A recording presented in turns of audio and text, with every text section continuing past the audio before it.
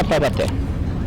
Hoje, com o maior prazer aqui poder contar um pedacinho da história de Taubaté, do qual eu vivi meus 51 anos. Muito gostoso. Nasci ali no centro, ali, né, próximo da Rodoviária Velha, que é a Rodoviária Velha hoje, Hospital Santa Isabel, né? Ali em torno de 1963. Ele, então, minha mãe e meu pai se resolveram a morar na roça, né? A situação por aqui era meio difícil e fomos para a roça, né? E ali, então, trabalhei bastante na roça, tive o prazer de arar terra com boi, trabalhar em alambique com animal fazendo cachaça, trabalhar muito em lavoura de arroz, cortando arroz. A gente cortava arroz com faca. Muitas vezes a minha mãe tinha que tirar a cobra do caminho ali pra gente poder trabalhar. Passei fome, não tenho vergonha de dizer não, passei até fome. É muito bom, viu? A gente morava na roça e fazia aquele esforço para poder vir na cidade no fim de semana. Mas como vir na cidade no fim de semana? O dinheiro que nós ganhávamos era muito pouco, né? Comecei a estudar à tarde, trabalhava meio-dia, estudava meio-dia. Então uma escolinha distante, atravessava o rio para poder ir na escola. Ali colocaram um coqueiro ali no rio e a gente atravessava por aquele coqueiro para poder chegar na escola. O almoço meu era a merenda da escola. Era muito triste quando naquela época já aparecia alguém que vandalizava lá, estourava a porta da escola, levava a merenda, a gente ficava muito triste. E ali o tempo era assim. Na trilha da fazenda que conduz a nossa infância, onde tudo começou, onde tudo começou, puro e original, encanto a cada passo.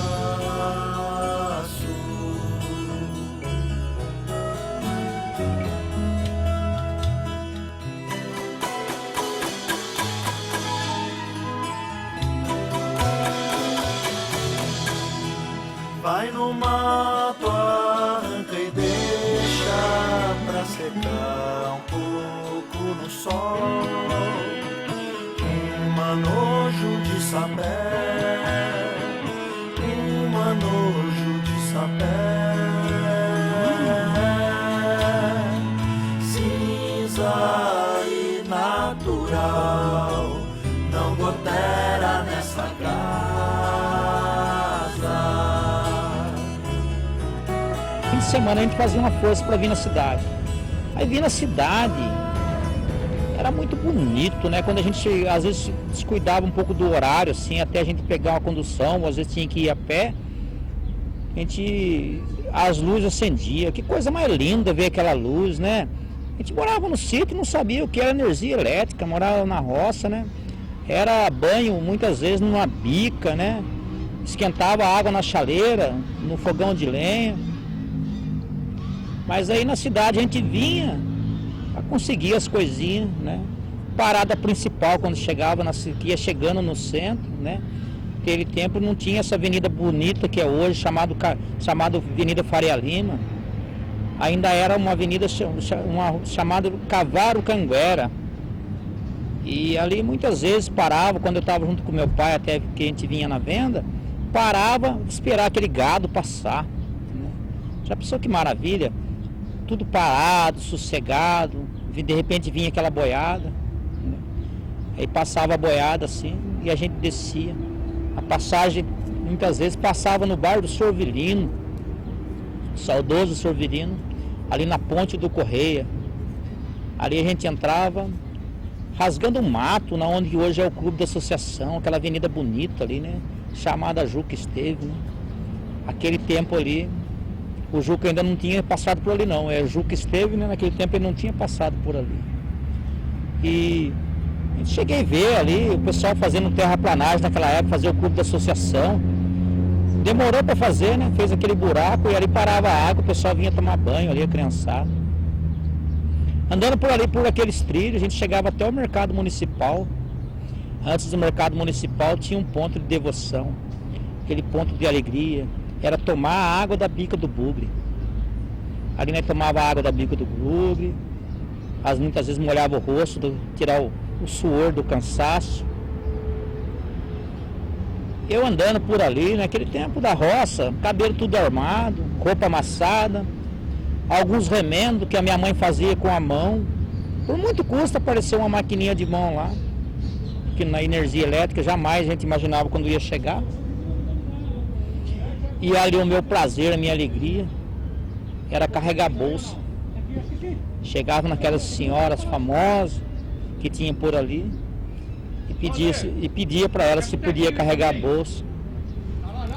E ali a gente carregava a bolsa, ganhava alguns centavinhos e ia juntando aquele centavinho. Tinha uma senhorinha que vendia um salgadinho em volta do relógio do mercado, né? Hoje em dia não se vê relógio mais.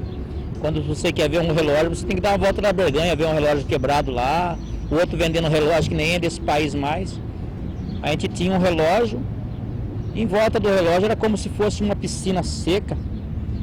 A gente usava como banquinho, e ali a gente sentava, comia aquele salgadinho ali, feito de umas bolinhas de farinha, né, para sustentar. Continuava carregando bolsa, juntando as moedinhas, para quando mais tarde, ia chegando lá para as 10 e pouco da manhã, me lembro bem o horário, antes das 11, ia assistir sessão do Mercurinho, né? Muitas vezes dava até sorte, que o freguês que a gente pegava os últimos, ia até daquele lado, né? Deixava o carro guardado na Praça da Catedral, saudoso Anacleto Rosa. Quantas vezes aquele homem, a gente se encontrava na barraca do japonês, barraca do japonês que vendia flor, vendia rosa, palma. E ali eu tinha que carregar a bolsa para ele no carro até lá na Praça da Catedral. E ali ele pegava, me dava aquelas moedinhas, ficava tão alegre que muitas vezes ele inteirava a entrada minha de eu entrar no Mercurinho, né? Mercurinho a gente ia lá assistir Tarzan, né? O que tinha naquela época, Tom Jerry, alguma coisa estava aparecendo, Cyborg, né? Isso que a criançada hoje não vê mais. Aí eu lembro muito aquilo ali, Rua das Palmeiras. Oh, que alegria, Rua das Palmeiras, né? Eu olhava aquelas palmeiras lindas ali, me dá uma saudade. Saber que eu nasci num paraíso daquilo ali. E hoje nem sequer eu posso estacionar naquele lugar, né? Hoje veio aí um nome de coisa azul, coisa não sei o que lá. Se eu quiser estacionar, eu tenho que pagar no lugar que nasci, né? No lugar que eu andei no colo. Que com certeza naquele tempo minha mãe não tinha condições de comprar esses carrinhos caros que essas mulheres compram hoje em dia. Minha mãe andava comigo no colo para baixo, para cima, naqueles pedacinhos ali, trabalhando ali de empregada doméstica. Também trabalhou muito tempo ali no mercado municipal também, com a dona Tonica, aquele pessoal ali. Muitas vezes cheguei a dormir debaixo de banca, às vezes eu vinha da roça um pouco antes, conseguia uma carona, eu vinha um dia antes à noite. Mas aí ajudando aquela japonesada a montar barraca, aquelas coisas, preparando para o dia seguinte. Deitava debaixo daquelas barracas ali e dormia. Muitas vezes ele tinha o Zezão, o senhor que tinha barraca de fruta. O Zezão tinha ali seus 44, 46, daí pra cima aquele puta pezão. Eu tava deitado debaixo da cama que eu vi aquele pezão balançando por perto de mim, falei, opa, tá na hora de levantar. Levantava. Ali na frente tinha o Barcaçula. Com algumas coisinhas que tinha no bolso, eu comprava um pedaço de bolo. Ali eu pedi um pingado. Meu bonezinho tudo amassado na cabeça. A pessoa ficava preocupada até de entregar aquele pedaço de bolo na minha mão, de entregar o café. Muitas vezes pensava até que eu não tinha dinheiro. E graças a Deus, essa parte a minha mãe conseguiu me dar desde criança, a educação, né? Ali eu comia aquele pedaço de bolo, agradecia muito. Até hoje ainda encontro muitos que eu conheci ali naquele lugar ali, no pontinho do café, no Barcaçula. Lugarzinho muito apertadinho, o corredor mal passava uma pessoa. E aí a gente descia de novo, começava a luta, né? Então Taubaté é muito marcante para mim. Tinha aqui também a venda do Marioto, na onde que é esse lugar bonito que a gente tá hoje. Era a venda do Marioto, a chácara do Marioto. A venda do Marioto também era muito importante. Eu catava por lá os vasilhames, lá na roça, lá juntava os litros vazios lá. Que era caco, tinha um comprador de caco. E os litros vazios eu trazia. E ele também vendia. Acabava trocando, né? Porque vendia por uma importância. Comprava umas linguiçinhas, alguma coisa para poder levar para casa. E com essa importância. Minha mãe fazia peneira, balaio. Às vezes a gente vinha com a sacaria da roça, andando para a cidade para poder vender. Andava ali, Morro do Cristo, Alto do São João, Vila São Carlos. Vila São Carlos era uma tufeira só. Você passava por ali, lá na frente, você passava de chinelo, tinha que parar para lavar o pé, porque era muita tufeira ali. Asfalto, ninguém imaginava que um dia ia chegar essa coisa bonita que está hoje aí, né? E ali vendia peneira, balaio ali, juntava o dinheirinho, passava no mercado, comprava uma gordura de porco, gordura de boi, né? Pra gente ir pra minha mãe derreter naquele fogão de lenha lá. Guardava a gordura de um lado, separava os torresminhos do outro lado, que era a nossa mistura do dia a dia. Aí teve momento difícil, teve momentos que faltou feijão, faltou arroz. Teve um momento que aquelas casas velhas, aquelas taperas que já tinha caído, desmanchado, ali tinha muito pé de mamão.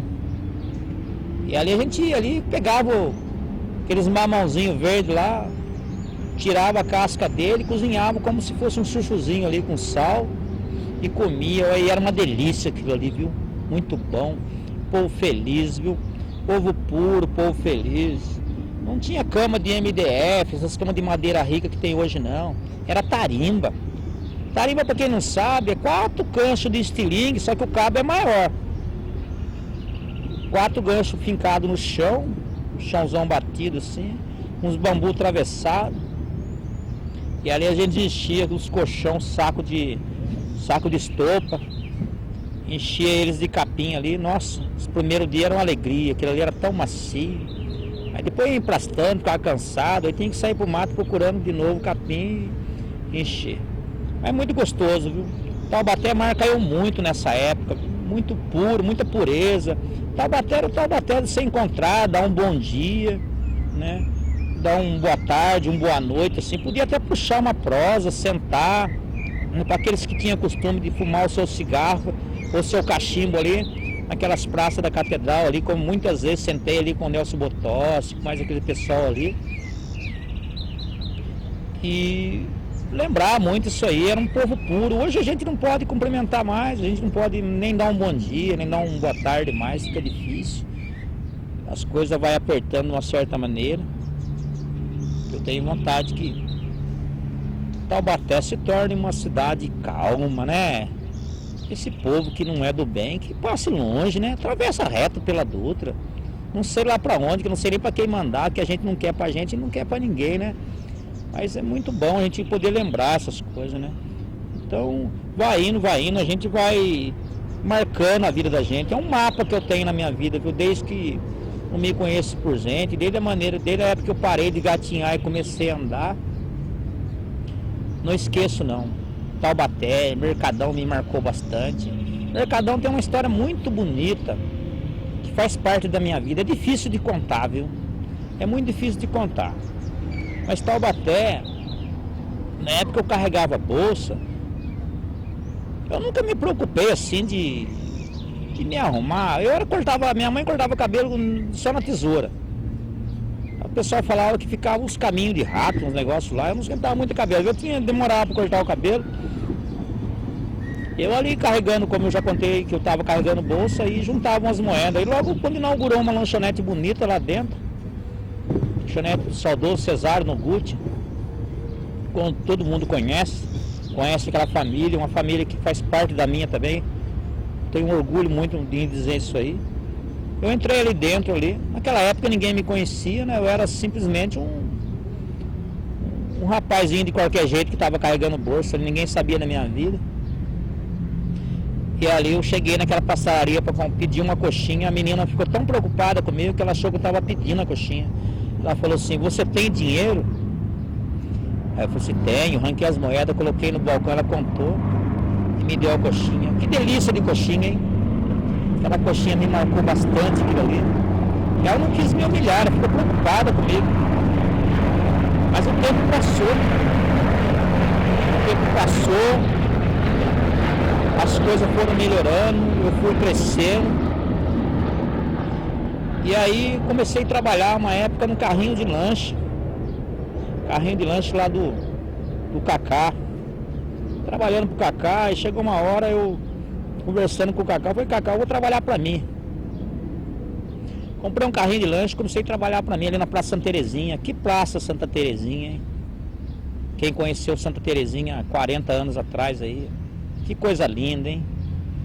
Deitava no banco pra descansar, radinho de pilha do lado do ouvido, levantava, tudo bem, aquela alegria. Até aqueles pessoal que dormia na rua, era outra, a cabeça era outra, não tinha essa abençoada droga que tem aí. E aí eu com esse carrinho de lanche eu fui fazendo amizade, mais amizade, né? Criado na roça, vinha pra cidade. E aí tive o prazer de conhecer o filho do Cesário Noguchi. Puxa vida, eu lembrava da pastelaria e ele sempre comendo lanche comigo e ficamos amigos. Aí ficamos um amigo tão gostoso que aí eu ia almoçar na casa dele, ficamos bastante amigos. E teve uma época que foi chegando uma época muito difícil, o Cesário ficou doente, e chegou a época que Deus recolheu ele, tirou ele dessa terra. Aí chegou uma época que a esposa do Cesário pediu para mim ajudar ela na pastelaria. Aí eu lembrava aquilo ali dentro, muitas vezes estava ali ajudando até no caixa, ajudando a servir balcão. E ali eu lembrava, que maravilha, hein? Lugar que eu passei. Do outro lado do balcão um dia se preocuparam tanto comigo para ver se eu tinha um trocadinho para comer uma coxinha. Hoje eu estou aqui dentro, eu como o que eu quero aqui. E tenho prazer de participar dessa família. Então, é Deus na minha vida, né? A gente não perde nada de andar direito, né? Educação que vem da casa da gente. Taubaté vai me lembrar muito da Feira da Berganha, né? Feira da Berganha, aquele pessoal ali trazia suas panelas velhas, né? As coisinhas velhas de casa trazia, vendia para fazer a inteira para casa, né? Ali muitas pessoas vinham ali, encostavam ali naquela época ali, umas tropas, uns burrinhos amarravam ali, hoje não é o caldo de cana, ali era um bebedouro. O pessoal vinha da roça trazer ali o feijão, fazer muita coisa ali, os alimentos que vinham da roça. E ia na casa, né? Uma casa lá na frente chamada Casa Filadélfia, um atacadista. Lá o pessoal comprava sal, alguma coisinha para levar para a roça. A querosene, né? Quem podia tinha querosene lá na roça lá. E não era para qualquer um também. Quem não tinha condições de comprar querosene usava o óleo do trator na lamparina. E aquilo ali era difícil. Você acordava outro dia com o nariz tampado, parecia graxa aquilo ali, do pino ali. Então é muita lembrança, Taubaté é muito importante. Quando conseguia um dinheirinho, a minha mãe vendia bastante, em época que a minha mãe vendia bastante peneira, a gente entregava no atacado pro seu Adolfo lá dentro. Tinha um armazém grande também lá, um atacadista, seu Adolfo. E às vezes a gente levava a compra embora na charrete. Pagava uma charrete para levar a compra. Aí nós ia todo metido, ia como doutor ali em cima da charrete. Ela é a alegria. Mas muitas vezes fazia compra, fazia aquele embornazinho, sabe? Amarrado. Uns falam picuar, outros falam embornar. Amarrava o saco um na ponta do outro, dividia bem o peso, um para trás e um para frente. Ali era difícil. Perando a Dutra. Andava para Dutra, você andava aí 20 minutos, meia hora, às vezes para passar um carro. Era devagar as coisas. Dava para você atravessar de um lado e do outro e não tinha nada, o movimento era devagar. E nós ia com aquele saco lá. Minha mãe com umas trouxas de coisas na cabeça. E tinha hora que era difícil, né? Aquelas coisas na cabeça e uma criança debaixo do braço. Que a alegria da gente na roça era criançada, né? Quando os maiores estavam ficando grandes já, tava perdendo a graça, lá vinha neném, né? A gente ficava do lado de fora olhando para cima. difícil, né? Você olhava pra cima, você só via estrela, lua, quando o tempo não tava chovendo. E cegonha nada. Diz que a cegonha tava chegando, né? De repente chegava meu pai lá de longe, uma parteira que eu não esqueço até hoje, Dona Viridiana, saudosa Viridiana. Chegava a Viridiana, vinha ali com a tesourinha dela, com a sua bolsinha de patuá ali, né? Ali dentro entrava, fazia a sua devoção ali. E a cigana e a tal da cegonha nada de chegar. Só que aí a gente dava uma cochilada, quando acordava já com o choro da criança. Que delícia. Ali nascia mais uma Petronilha, nascia uma das minhas irmãs, a Marlene, o Zé Maria, meu irmão, que a gente não sabe quando foi parar.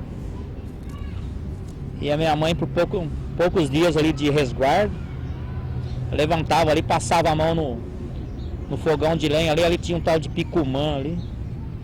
Fazia ali uma água, alguma coisa daquele negócio do fogão de lenha ali, para se banhar. E poucos dias de dieta, tava minha mãe ali de novo na luta, trabalhando, correndo para lá e para cá. Meu pai de um lado, minha mãe do outro. Meu pai gostava de ter suas devoções fim de semana, ali sua diversão fim de semana. Aí toda segunda-feira de manhã podia ver o homem levantando com a enxadinha brilhando e ir embora lá trabalhar. Então é muito gostoso. Taubaté me dá muito orgulho.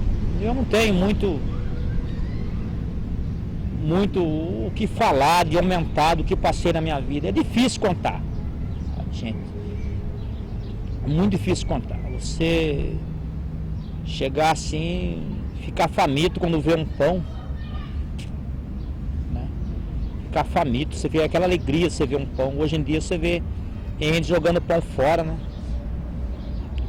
Gente jogando pão fora. Então a gente lembrar que eu vim numa vida muito dura. Eu nasci na cidade, né? Mas morei na roça. E vim, naquele tempo o pessoal da roça, a alegria era vir para a cidade, né? E hoje eu tenho certeza que a maioria do povo da cidade não aguenta mais essa correria, essa luta e quer voltar para a roça. 370 anos, né? Desconta 52 mil, né? Vai sobrar 318 anos. Então essa parte minha, eu garanto, né? Agradeço muito a Deus por ter me trazido até aqui. Meus filhos, meus netos, né? Meus netos, meus bisnetos. Quero que Taubaté se acalme, entre no eixo, sabe? Cabe essa malandragem. Isso aí, gente ganhando em cima de uso de droga, né? Eu quero que Taubaté se acabe. Aí vem meus netos, aí vem meus bisnetos, vem minha geração. Eu lá vou eu, só Deus sabe para onde vou. Mas esse povo tem que ter uma Taubaté melhor, uma Taubaté diferente. Uma Taubaté que dê alegria, que não seja Taubaté de susto. Para o bem, Taubaté, 370 anos. Hoje eu vim me inspirar na tua língua, melodia funcional, que chega na conversa e vende à vista, na vaidade consumista da cidade do metal. Se comprar, podes ver sob a lente do pecado, capital, capital. Se sorrir, podes crer. Mostra os dentes pra esse hilário carnaval, carnaval. Hoje eu vim contracenar com teu talento num teatro virtual que vem alcança a guaiaca da esperança na cidade do metal. Se comprar, podes ver sob a lente do pecado capital.